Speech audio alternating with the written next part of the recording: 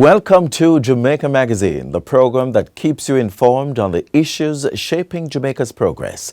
On the show, we're keeping a close eye on Inflation Watch, breaking down the latest economic trends and what they mean for your pockets. We'll also delve into a crucial step towards efficiency and transparency, with a look at the benefits of the Records Information Management System for the government. And as we embrace the month of May, we dedicate a segment to Observing Child Month, giving you the scheduled activities and encouraging you to act now, stand against child abuse and exploitation. I'm your host, Adrian Atkinson. We'll be right back. Every student attending Heart and Estate Trust under the New Care Initiative will get $15,000 each month to help cover their travel expenses to the Heart School they're attending and get an extra $13,000 each week while they're training. The proceeding was brought to you by the Office of the Prime Minister.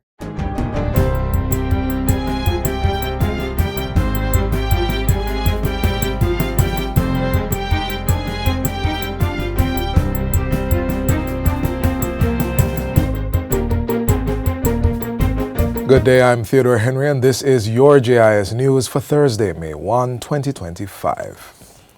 Cabinet has approved work on the Port Antonio bypass, which is expected to commence in June of this year. The announcement was made by Minister with Responsibility for Works, Robert Morgan, during yesterday's post-cabinet press briefing at Jamaica House. He says the $81 million project from Norwich to Turtle Harbour will give motorists better access to that side of the island. The objective is to improve travel efficiency, reduce congestion, and support regional economic growth. Minister Morgan stresses that the bypass is a variation of the South Coast Highway Improvement Project and is not a new contract. That project, by the way, is now at 90% completion. We have completed Part A, Maypen to Williamsfield Road Extension, which is essentially a toll road which is not yet tolled. We have given the public a benefit of no tolling over the last several months. The Part B2, Harbourview to Yallas Bridge, which is a 4-lane highway, is also open to the public, as well as Part B3 and 4, Yallas to Port Antonio, and Morant Bay to Cedar Valley, which is a 2-lane highway, which was divided into 3 tranches. 1 and 2 are substantially complete, and we have minor outstanding works there. In what's being touted as a milestone for Jamaica's environmental future, the National Environment and Planning Agency, NEPA, has launched the establishment of 7 refrigerant recovery, recycling and reclamation centers across the island. The centers are to support the phase-out of ozone-depleting substances, ODS, used by the cooling and foam trades. And that's a target by 2030.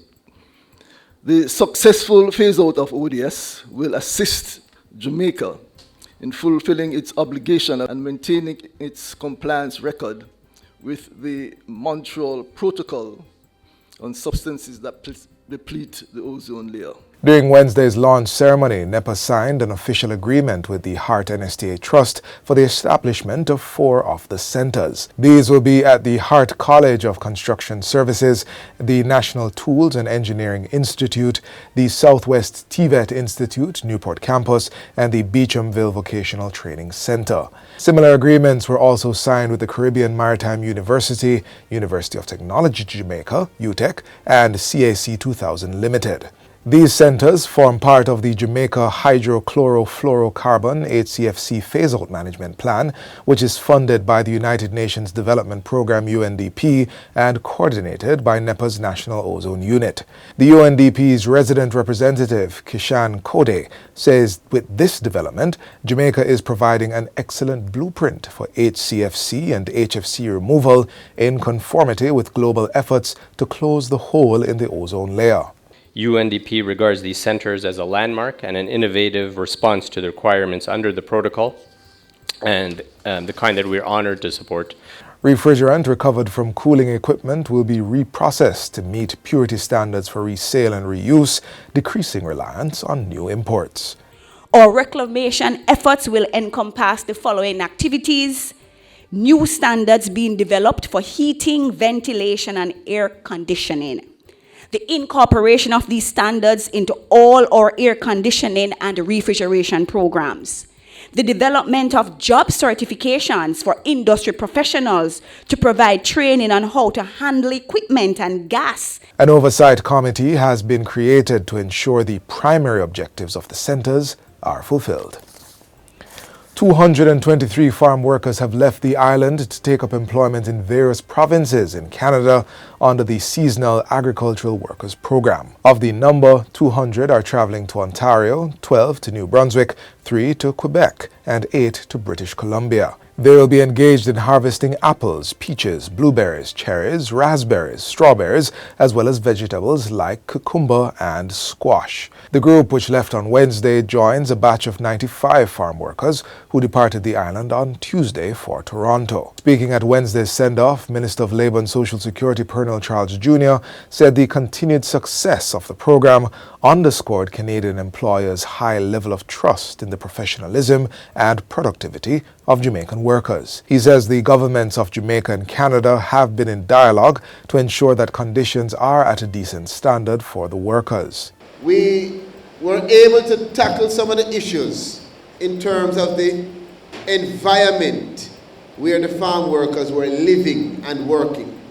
Now, I'm not going to tell you that everything was solved, but I know that we have done a good job in improving. Get in touch with us and let us know so we can continue to tackle the issues for you. Don't be afraid. Don't be afraid. You have the right to be in a suitable working environment. Minister Charles Jr. reveals that since the start of the year, 5,434 workers have been placed in Canada and the United States under the ministry's Overseas Employment Program. 3,777, or 70% of the workers, have gone to Canada and 1,657 to the U.S. This program is of tremendous benefit to our workers, to your families, and to your country, Jamaica. I can't even overemphasize how significant a contribution it is when it comes on to the alleviation of high unemployment, particularly for rural Jamaica. The Jamaica Constabulary Force, JCF, will continue to place the integration of advanced technology into its operation as a top priority. So says the Minister of National Security, Dr. Horace Chang, who is making his contribution to the 2025-2026 sectoral debate in Parliament on Tuesday. He pointed out that to date, 51 police stations have begun using the electronic station records and case management system to manage front desk operations. More than 1,400 vehicles are being tracked through a fleet management system, and the P25 digital radio communication system has been upgraded and expanded. These enhanced communication capabilities have significantly improved emergency responsiveness, tactical deployments, and coordination among units, particularly during heavy operations. Other initiatives include police officers being equipped with electronic handheld devices and wireless printers to facilitate the quick and efficient issuing of traffic tickets. The Security Minister says other support to the police force will come from updated legislation and digitization to the court system and the Criminal Records Office. These tools have not only increased operational efficiency and enabled faster decision making, and that's critical in crime matters today, that a commissioner or a superintendent can make a decision quickly, but not just arm to the hip, but can take a rational decision to respond where, when, and how in real time. That improves the quality of service delivered to our public. Stenographers are now allowed to make digital recordings of court proceedings. Earlier this year, the Supreme Court announced that digital recordings would be implemented to improve the efficiency of information management in the justice system. Chief Justice Brian Sykes says that took effect on April 28, bringing much-needed change to the system. One of the enduring problems that we have been having is the timely production of transcripts.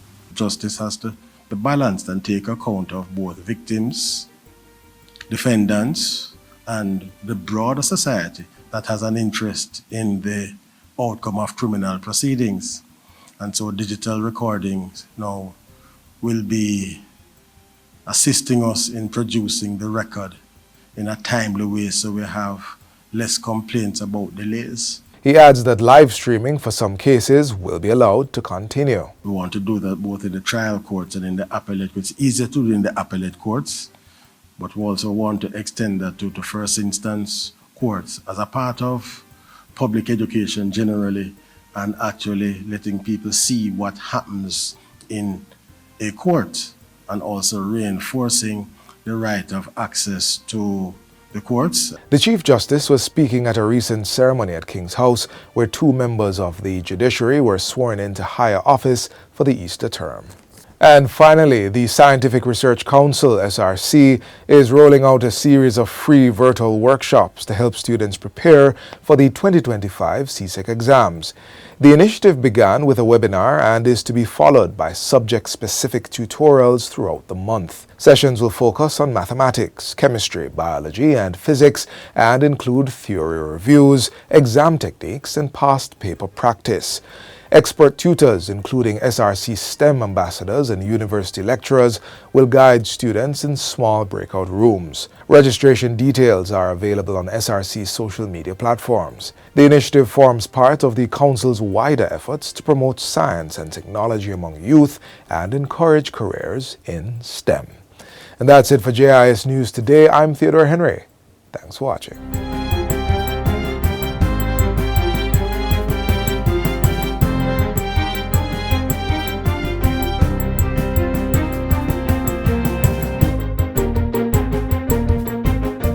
More of your money is now tax-free? Know that the income tax threshold has been increased. Your government is looking after you responsibly, so our economy can do even more for you. The proceeding was brought to you by the Office of the Prime Minister. Let's look at the rate of inflation for February as policies being implemented by the Bank of Jamaica continue to maintain a targeted range of 4 to 6%. Hello, I'm Anna, and you're tuned into Inflation Watch, Bank of Jamaica's monthly update on price movements. At February 2025 headline, or annual inflation, that's the general rate of increase in the prices of goods and services over the previous 12-month period, was 4.4%. Now, do you know what that means? It means inflation remained within the BOJ's target range of 4 and 6%, and price increases for February 2025 were low, stable, and predictable, just how we like it. Yeah.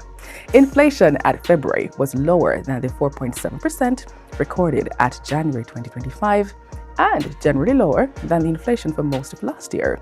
And here's even more good news. There was a lower rate of price increases for most of 2024 compared to 2023 and 2022. This general decline in inflation was supported by BOJ's monetary policy decisions and stability in what business persons expect inflation to be in the future. That's what we call inflation expectations. Now, the increase in prices in February 2025 relative to a year earlier resulted mainly from more expensive fruits and vegetables such as ripe bananas, oranges, watermelons, dried coconuts, and carrots and cabbage. Some starchy foods like plantains, yellow yam, and green bananas also cost more than a year ago. February's inflation also reflected more expensive household rent, higher electricity rates, and higher prices for meals consumed away from home. Now that you're up to speed with the factors that influenced inflation at February 2025, it's over to BJ for more on how a relatively stable foreign exchange market helps to achieve low, stable, and predictable inflation. Hi, BJ here with more on the impact of the exchange rate on inflation. Remember, the exchange rate is the amount of Jamaican dollars needed to buy $1. Jamaica has a free floating exchange rate. That means the rate is set by demand and supply in the market. So, the exchange rate will move up and down from time to time. But Bank of Jamaica makes sure that the movement don't create panic, don't upset the orderly functioning of the market, and don't cause people to expect higher inflation. Two-way movement in the exchange rate helps the economy to deal with shocks like hurricanes or a big increase in oil price on the world market. When the exchange rate appreciates, that means it costs less Jamaican dollars to buy $1. The negative effect on prices is generally less. However, when the exchange rate depreciates, When it costs more Jamaican dollars for $1, imported things like equipment, services, or products needed for production generally cost more. Imported finished goods ready for sale or things made in Jamaica with imported materials would also generally cost more. One benefit of depreciation, however, is that the demand for goods made in Jamaica increases locally, especially if they cost less than imported goods. With depreciation, the demand for Jamaican exports will also rise because they will be relatively cheaper for overseas buyers. So, remember, a stable foreign exchange market with a floating exchange rate that moves up and down is positive for Jamaica. BOJ worked to manage the up and down movement so that even though the rate floats, there's relative stability and the movement don't threaten the inflation target of between 4 and 6%. That way, BOJ tried to keep price increases low, stable and predictable for everybody. More on inflation next time. Very useful information there, BJ. Thank you. And that's a wrap for Inflation Watch, looking at price movements at February 2025. Join us again next time when Bank of Jamaica will bring you another episode of Inflation Watch, where we track inflation and explore the factors influencing price movements in Jamaica. I'm Anna. Keep watching. Here's how we sign the alphabet. A, B, C, D, E, F, G, H, I, J, K, L, M, N, O, P, Q, R, S, T, U, V, W, X, Y, and Z. Now I know my ABCs. Next time, won't you sign with me? Up next, a deeper understanding of the benefits and compliance with the Records Information Management RIM digital system from the perspective of the Jamaica Archives and Records Department, JARD.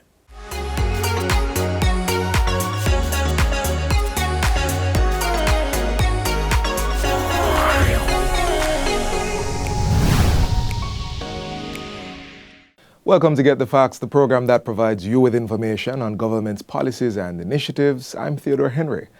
Our discussion today focuses on records information management compliance, which is important for so many reasons and its significance for national development. To explore what this is and all the benefits, we have with us Mrs. Alicia Lichmore, Senior Archivist with the Jamaica Archives and Records Department, JRD, the Government Records Center. Welcome to the program, Mrs. Lichmore. Thank you for having me. All right, let's jump right into getting some facts. Yes. All right, so Records Information Management, I'm going to call it RIM. Yes. RIM? Yes. It's good. Okay, RIM so the RIM program, what is it?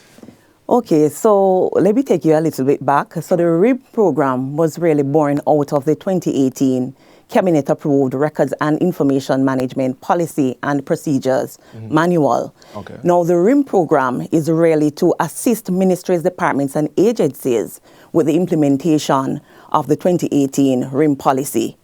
Now, JARD plays a role in that in terms of assisting the different ministry departments and agencies in implementing RIM, the RIM system within the various organizations. Right. So it's pretty much, just a step, different steps in the program that will allow you, right, Okay. that allows them to become compliant with the 2018 policy. Ah. Right. So, okay, all right. So you mentioned the departments being compliant with the policy. But records information management, that's interesting. That's not something the average person thinks about. Like, how does that dovetail with Jamaica's developmental goals?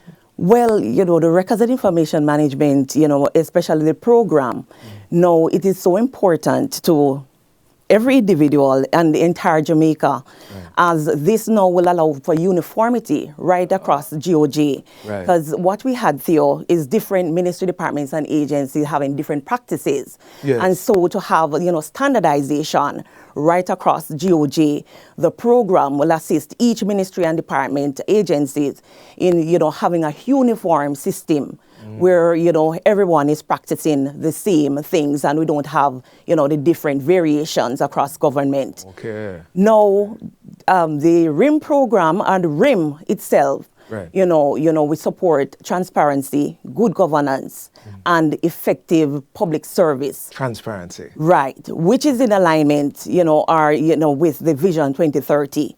So it also supports, Goal 16, peace, justice, and strong institutions, and Goal 9, that speaks to industry, innovation, and infrastructure. Right, and so we're saying, there are two things in my head right now, transparency, and I want to come back to that. Yes. But industry and innovation, we're saying that with a standardized system, correct, with a standardized way of collecting and storing data, then industries can grow. Yes, from creation to disposition. So, we have to think about, how we dispose of records when we reach to that, stage of the cycle. So the RIM program, essentially assists ministry departments and agencies in doing this.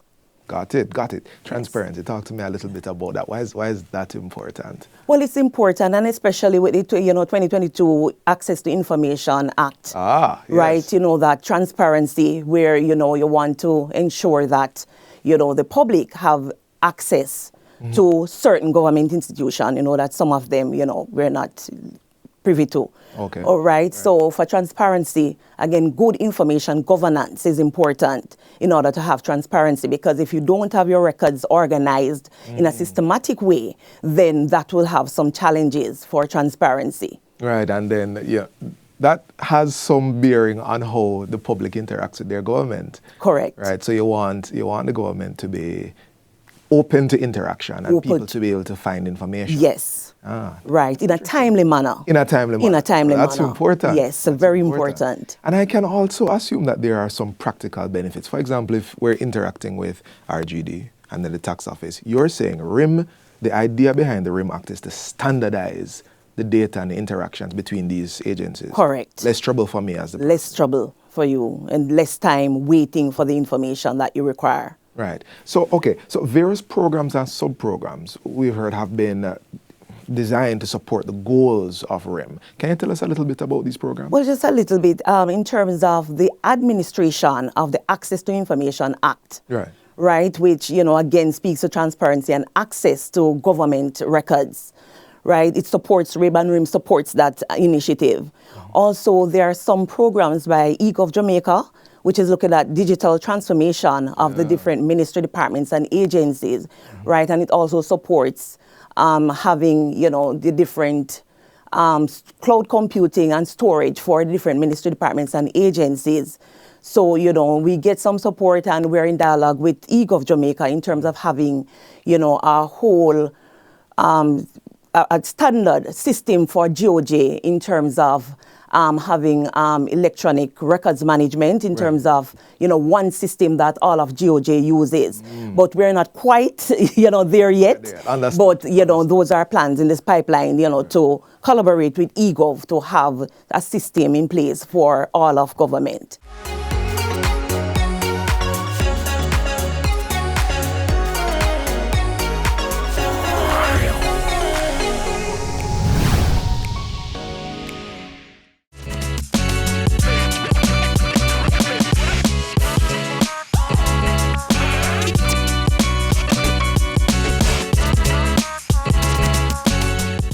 Welcome to a special segment dedicated to our nation's children as we observe Child Month. Over the next few minutes, we amplify the urgent call for us to stand firmly against child abuse and exploitation, plus share a few statistics and activities scheduled for the month.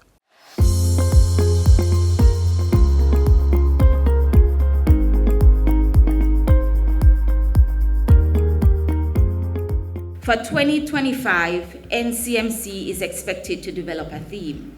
What is that theme?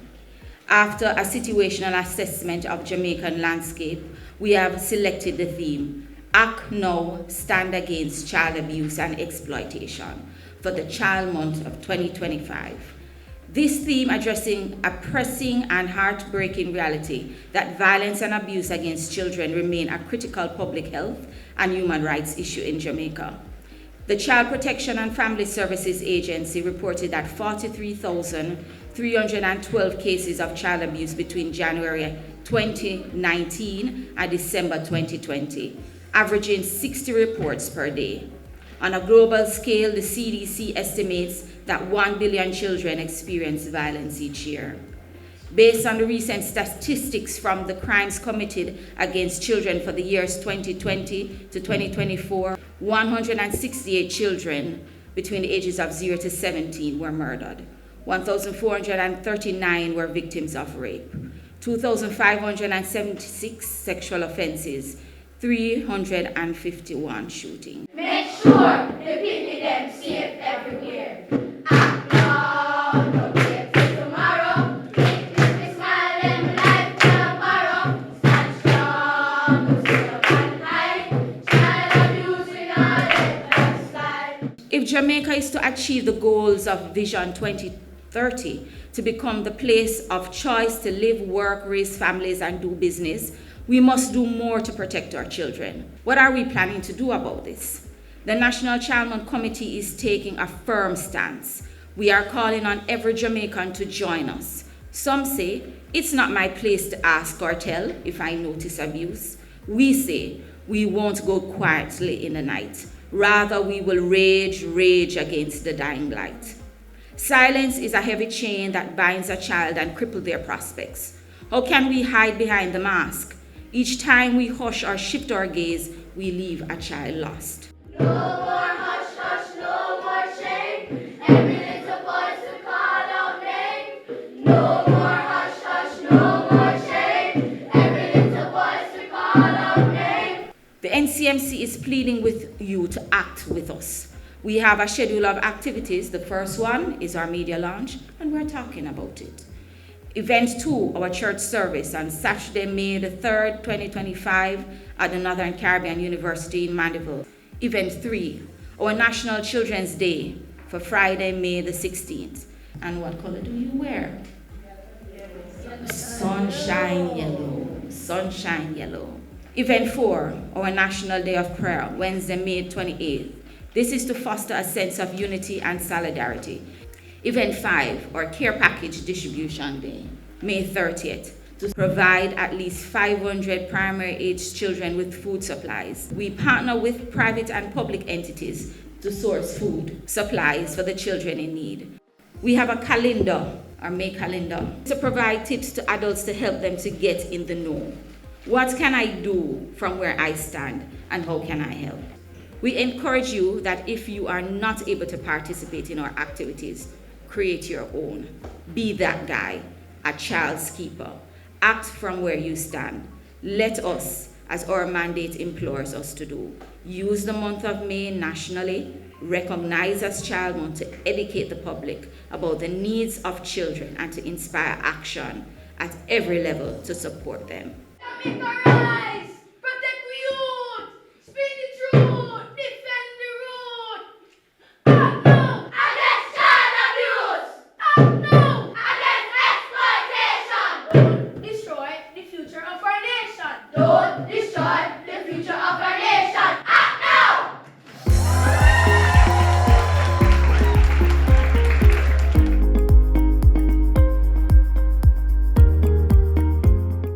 This is where our journey ends, but only for today. Do join us again tomorrow and we'll bring you another informative program.